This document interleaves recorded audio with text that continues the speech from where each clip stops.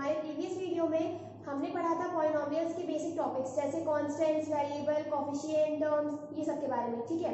अब हम आज से जो टॉपिक स्टार्ट करेंगे पॉलिनोमियल्स के, वो बहुत ही इंपॉर्टेंट टॉपिक्स होने वाले हैं, क्योंकि उसी से आगे चल के सब इंटरलिंक्ड रहेगा और अगर आप इसे समझ लेंगे तो आगे चल के समझना बहुत ईजी रहेगा आपके लिए, ठीक है। तो आज से जो टॉपिक होंगे वो बहुत ही इंपॉर्टेंट होंगे, इसलिए ध्यान से देखिएगा, ठीक है।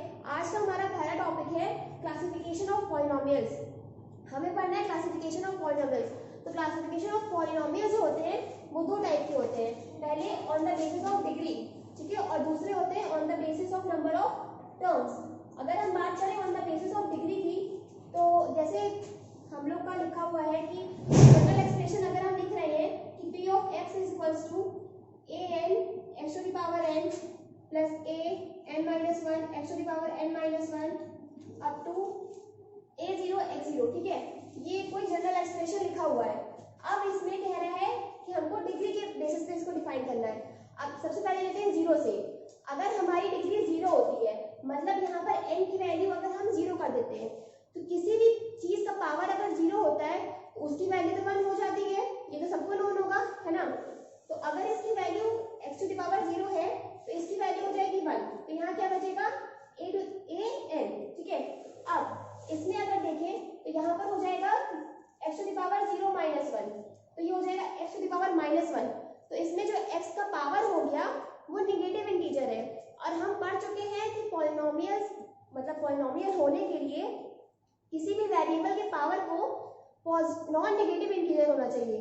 तो यहाँ पर ये नेगेटिव इंटीजर बन रहा है, इसलिए ये पॉलिनोमियल नहीं होगा। इसी तरह अगर हम लोग देखें a n minus 2 x to the power n minus 2 को, तो यहाँ पर भी 0 माइनस 2 हो जाएगा x का पावर माइनस 2, ये भी नेगेटिव इंटीजर है, तो ये भी पॉलिनोमियल नहीं होगा। इसी तरह आगे बढ़ते जाएंगे तो वो हमारे टर्म्स पॉलिनोमियल नहीं कहलाएंगे। पर अगर हम इस टर्म पे आए तो यहाँ पर x का पावर जो होता है हमारा वो 0 हो जाता है, ठीक है, तो ये भी 1 कहलाएगा। अब ये 1 हो गया तो हमारा क्या बचता है a0। तो इसमें हम देखें तो हमारे पास दो टर्म बचे, क्या होगा an प्लस a0, तो ये भी कांस्टेंट हो रहा है, ये भी कांस्टेंट हो रहा है, तो कांस्टेंट प्लस कांस्टेंट भी हमारा कांस्टेंट हो जाएगा, ये हो गया। तो जब हम बात कर रहे हैं जीरो डिग्री पॉलिनोमियल की, जब हम जीरो डिग्री पॉलिनोमियल की बात कर रहे हैं तो उस टाइम पे हमारा जो मतलब पॉलिनोमियल होता है वो कांस्टेंट होता है।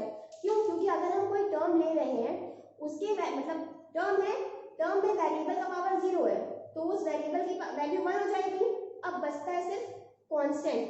तो कोई भी जीरो डिग्री का पॉलिनोमियल है तो वो हमारा कांस्टेंट पॉलिनोमियल होता है, ठीक है। अब जब हम कांस्टेंट पॉलिनोमियल की बात कर रहे हैं तो कांस्टेंट पॉलिनोमियल में एक और चीज आती है। कांस्टेंट पॉलिनोमियल है तो वो हमारा 2, 3, 4 कुछ भी हो सकता है ऐसे करके। क्यों? क्योंकि 2 है तो 2 एक कांस्टेंट है, उसके साथ कोई वेरिएबल नहीं जुड़ा है या फिर उसकी कोई पावर नहीं है, ठीक है, तो वो एक कांस्टेंट पॉलिनोमियल कहलाएगा। क्योंकि 2, 3, 4 ये सब कांस्टेंट होते हैं जो हम अपने प्रीवियस वीडियो में देख चुके हैं, ठीक है, ये कांस्टेंट हो गए।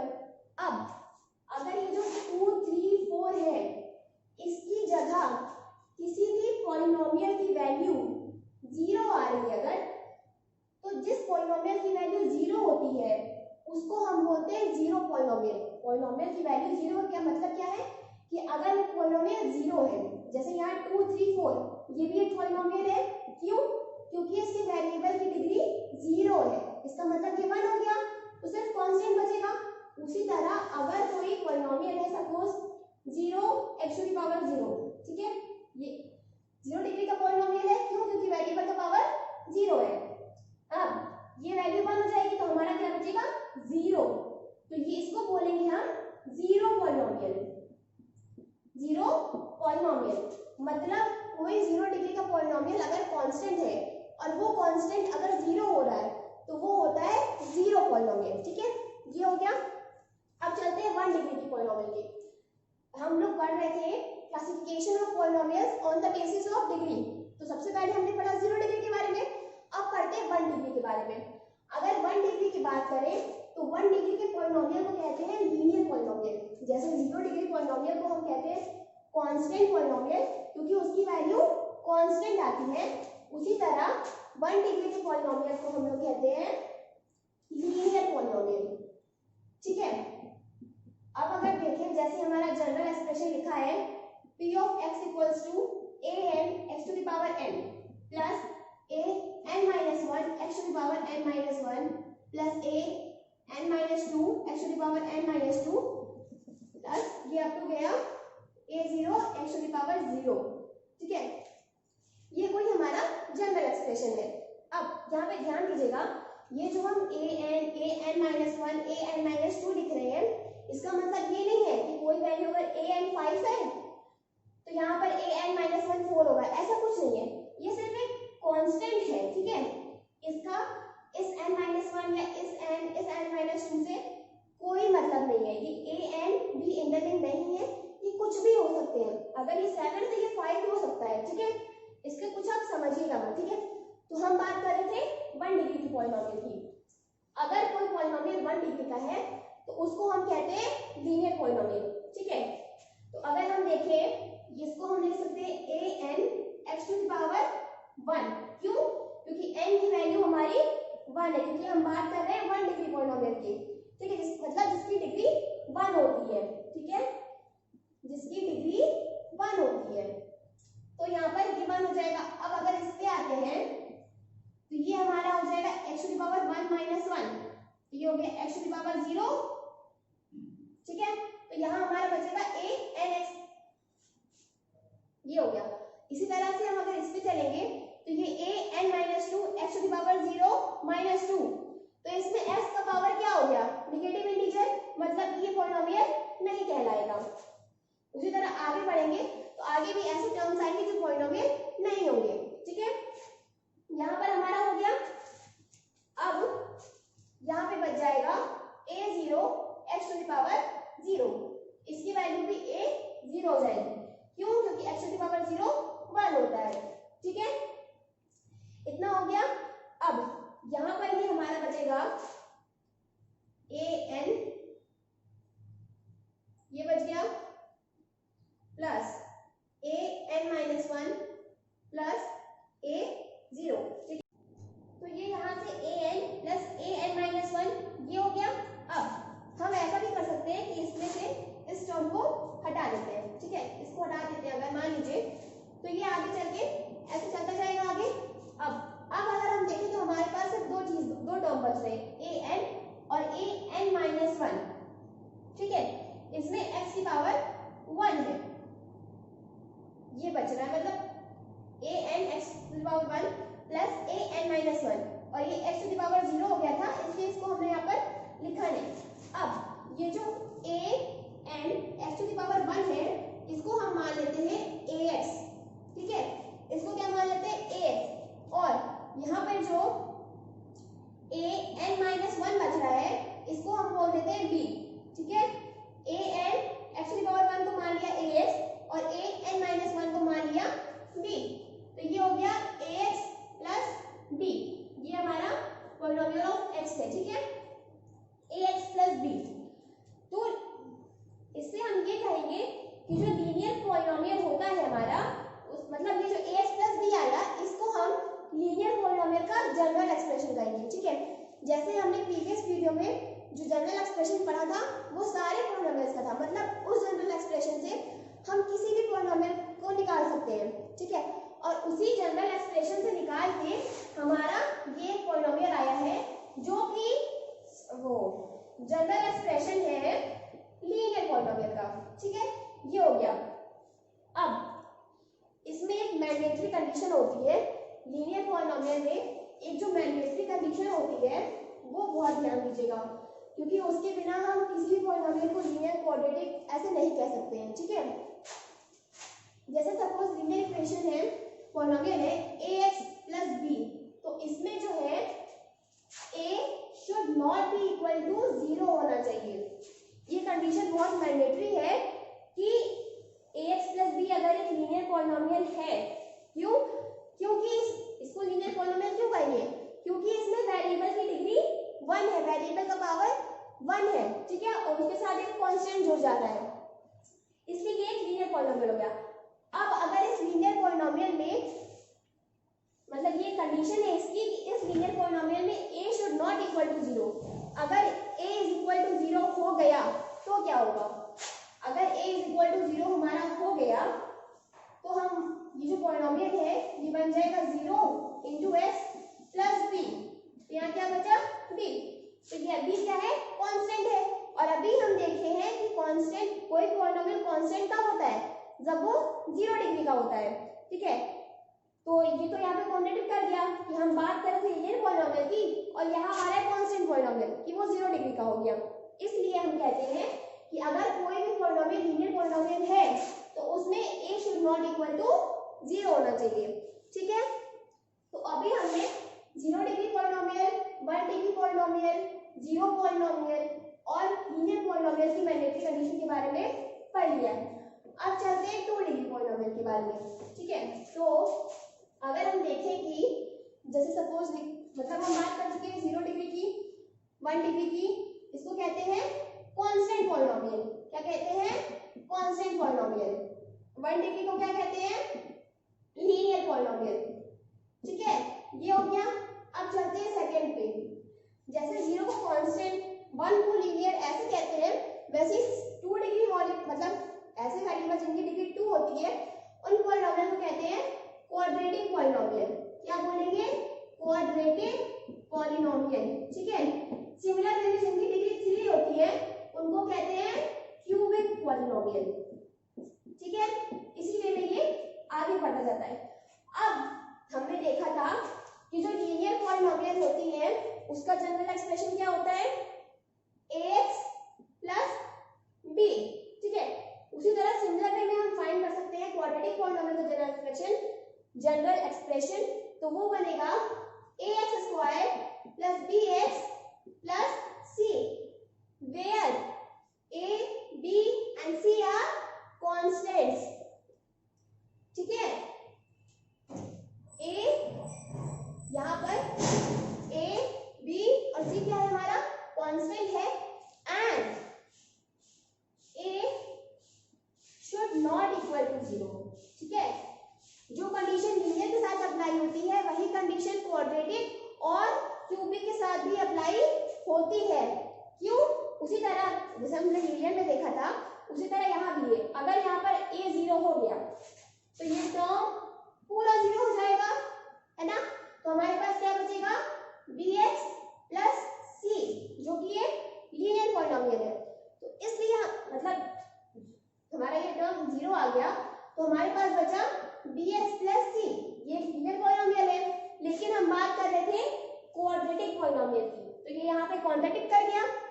इसीलिए क्वाड्रेटिक पॉलिनोमियल में भी अगर कोई general expression ax square plus bx plus c दिया है तो उसमें a should not equal to 0।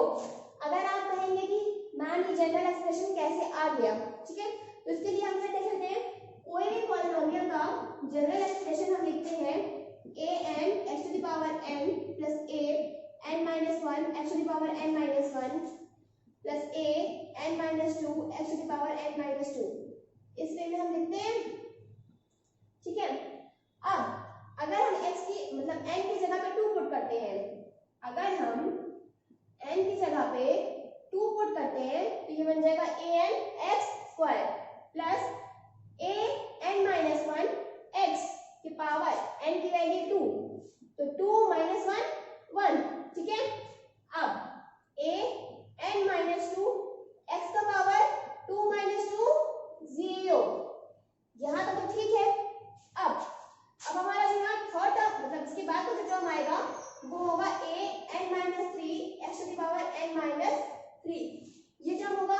अगर इस टर्म में देखें तो ये हम लोग लिख सकते हैं a n minus 3 x to the power n की वैल्यू क्या है हमारी, n की वैल्यू है 2।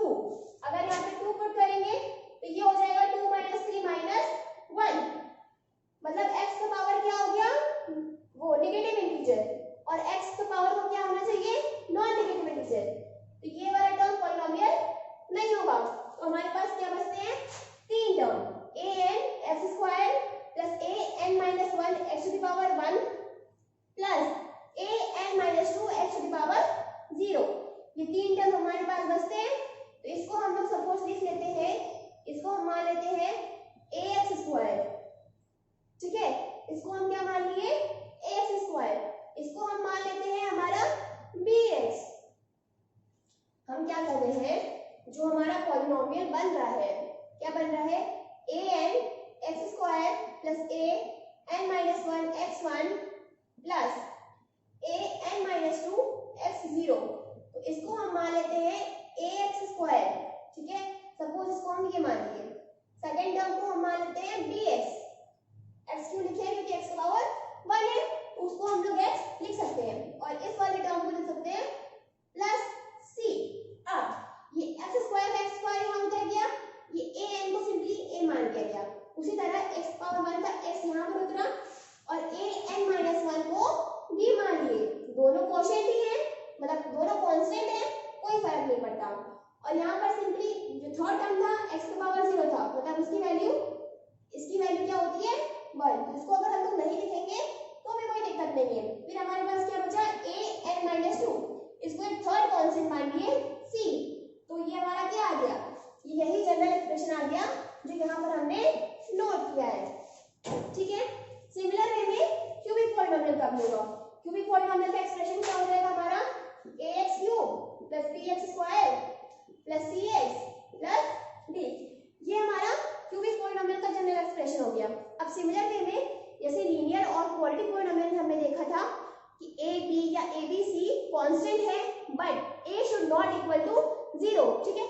उसी तरह यहाँ भी कंडीशन होती है कि a b c and d are constant, क्या है, a b c d हमारे कांस्टेंट है and a should not equal to 0, ठीक है। अगर हम a इज इक्वल टू 0 करेंगे तो वो हमारा क्वाड्रेटिक पॉलिनोमियल बन जाएगा, क्यों, क्योंकि अगर a इज इक्वल टू 0 हुआ, अगर a इज इक्वल टू 0 हुआ तो ये टर्म पूरा हमारा 0 हो जाएगा, ये टर्म पूरा हमारा हो जाएगा 0, तो इसमें ये तीन टर्म बचेंगे जो कि बन रहा है bx square plus cx plus d, ठीक है। अब इसमें डिग्री क्या है 2, तो इसको हम बोल देंगे क्वाड्रेटिक पॉलिनोमियल, तो ये क्वाड्रेटिक कर गया क्यूबिक पॉलिनोमियल को, इसीलिए कह रहे हैं चाहे लीनियर हो, क्वाड्रेटिक हो, क्यूबिक हो या उसकी तरह आगे कुछ भी हो, तो वहां पर a should not equal to 0 होना चाहिए, मतलब कितनी भी डिग्री का पॉलिनोमियल हो उसमें a की वैल्यू 0 नहीं होनी चाहिए। अगर हो गई तो लीनियर पॉलिनोमियल बन जाएगा कांस्टेंट पॉलिनोमियल, क्वाड्रेटिक बन जाएगा लीनियर और क्यूबिक बन जाएगा क्वाड्रेटिक, इसी तरह से बाकी सब भी हो जाएंगे। अब बात करें कि यहाँ पर हम मतलब इसको 2 डिग्री क्यों कह रहे हैं, हम लोग प्रीवियस वीडियो में डिस्कस कर चुके हैं कि डिग्री क्या होती है, highest power of the polynomial, मतलब highest power of the variable in the polynomial is called degree, ये हम लोग डिस्कस कर चुके हैं। तो इस पॉलिनोमियल में ये जो पॉलिनोमियल है ये वाला, इसमें हमारी हाईएस्ट डिग्री क्या है, इसको थोड़ा बेटर कर लिखते हैं, ये जो पॉलिनोमियल है इसमें हमारा हाईएस्ट पावर ऑफ वेरिएबल क्या है 2, तो ये 2 डिग्री का हुआ, ax cube plus bx square plus cx plus d लिख रहे हैं, इसमें हाईएस्ट पावर है 3, तो ये 3 डिग्री का पॉलिनोमियल हुआ, ठीक है।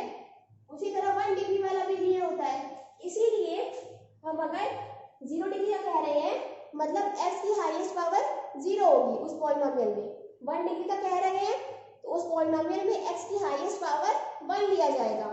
2 की बात करें तो पॉलिनोमियल में वेरिएबल का हाईएस्ट पावर 2 होगा। इसी तरह हम आगे बढ़ते जाएंगे, ठीक है। तो हमने पॉलिनोमियल से क्लासिफाई किया था 2 पार्ट में, on the basis of degree और on the basis of number of terms. तो on the basis of degree में हम 0 डिग्री, 1 डिग्री, 2 डिग्री, 3 डिग्री ये सब देख लिया, और इसी तरह से जैसे उसको constant polynomial, linear polynomial, quadratic polynomial, cubic polynomial ऐसे कहते हैं। जैसे ही हम आगे बढ़ते जाएंगे उसको अलग अलग हो जाएगा, मतलब अगर 4 डिग्री का है तो उसका कुछ और नेम, 5 डिग्री का है तो उसका अलग नेम, इस तरीके से होगा, ठीक है। और इसीलिए हमने डिस्कस किया 0 पॉलिनोमियल। 0 पॉलिनोमियल जो है उसको समझना बहुत जरूरी है, उसको समझना इसलिए जरूरी है क्योंकि वो उसमें मतलब आप लोग काफी कंफ्यूज करते हैं, बच्चे उसमें नॉर्मली काफी कंफ्यूज कर जाते हैं। हमने बात की है 0 डिग्री के पॉलिनोमियल की, सपोज 0 डिग्री में, ठीक है। तो 0 डिग्री में क्या होगा, जो पॉलिनोमियल है उसमें वेरिएबल का हाईएस्ट पावर 0 है, ठीक है। उसके बाद उसके बिलो के पावर्स होंगे, तो उसके बिलो के पावर्स तो फिर नेगेटिव इंटीजर हो जाएंगे, तो वो टर्म्स हमारे पॉलिनोमियल नहीं रहेंगे, तो फाइनली हमारे पास 0 डिग्री में क्या बचता है, कांस्टेंट। ठीक है, तो ये कांस्टेंट हमारा 2 3 4 A B C कुछ भी हो सकता है, कुछ भी हो सकता है।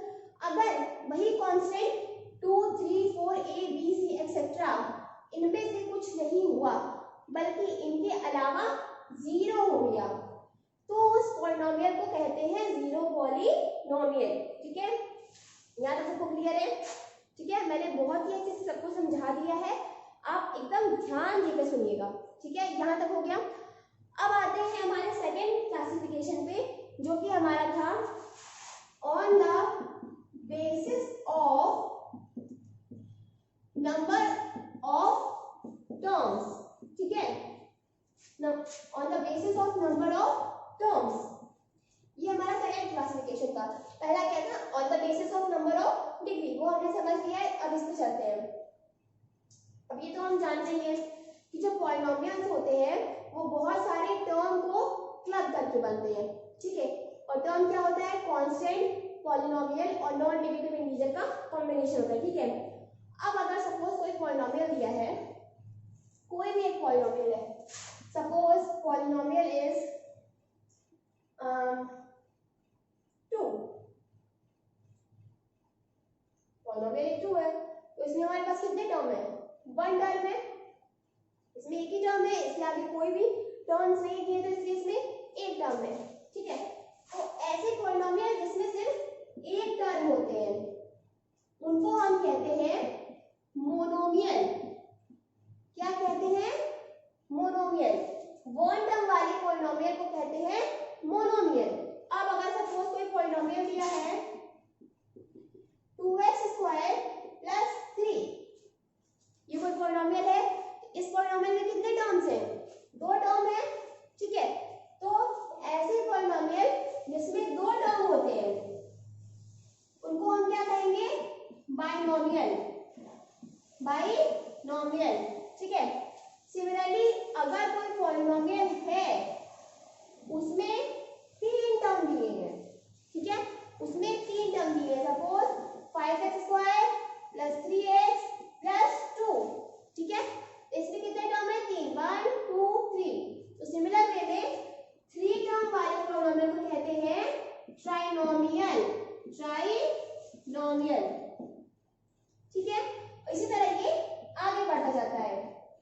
अब अगर हम कहें कि मतलब पॉली का मतलब होता है बहुत सारे, मतलब ऐसे करके बहुत सारे टर्म्स होंगे तो वो पॉलिनोमियल बन जाएगा, मतलब बहुत सारे टर्म्स का मतलब मोनोमियल या बाइनोमियल ऐसे कह सकते हैं। ठीक है, पॉलिनोमियल का मतलब ये हो गया बहुत सारे टर्म्स का कॉम्बिनेशन, ये हम डिस्कस कर ही चुके हैं।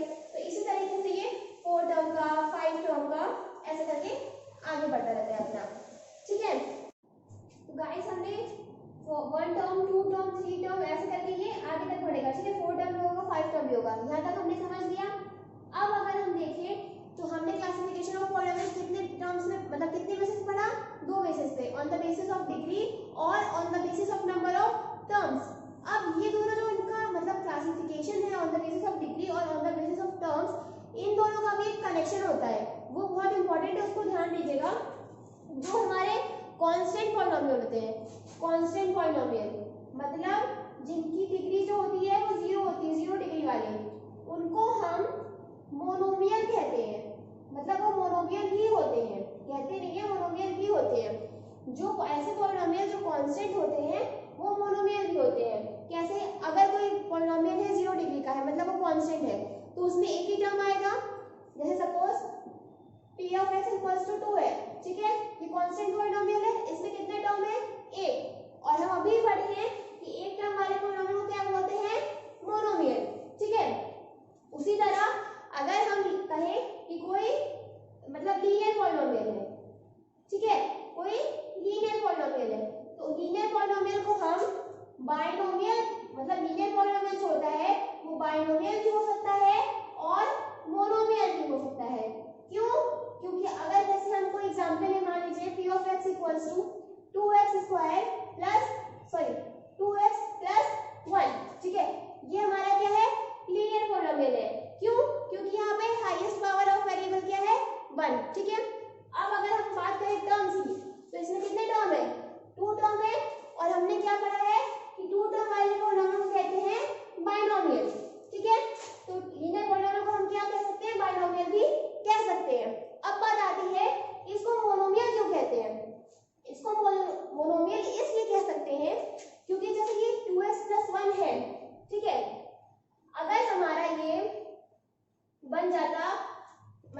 यहाँ पे जैसे 1 है, अगर इसको 1 की जगह ये 0 हो जाता, यहाँ पे 1 नहीं रहता, ये 0 हो जाता, मतलब कोई पॉलिनोमियल अगर सिर्फ 2x है तो भी ये लीनियर ही कहलाएगा, क्योंकि हाईएस्ट पावर ऑफ वेरिएबल 1 है, इसका जो कांस्टेंट है वो 0 है, ठीक है। लेकिन इसमें टर्म कितने हैं? 1 टर्म वाले को क्या कहते हैं? मोनोमियल। तो इसीलिए लीनियर पॉलिनोमियल को हम बाइनोमियल भी कह सकते हैं और लीनियर पॉलिनोमियल को हम मोनोमियल भी कह सकते हैं। सिमिलर वे में अगर कोई क्वाड्रेटिक पॉलिनोमियल है, ठीक है, कोई क्वाड्रेटिक पॉलिनोमियल है तो वो ट्राइनोमियल भी क्या हो सकता है, बाइनोमियल भी हो सकता है और मोनोमियल भी हो सकता है। ये बहुत इंपॉर्टेंट है, ठीक है। तो मतलब इस वीडियो में इतना ही हम डिस्कस करेंगे क्लासिफिकेशन ऑफ पॉलिनोमियल्स के बारे में। नेक्स्ट वीडियो में हम डिस्कस करेंगे हमारे वैल्यू ऑफ पॉलिनोमियल और जीरो ऑफ पॉलिनोमियल के बारे में, ठीक है। इस वीडियो के लिए इतना ही। So thank you.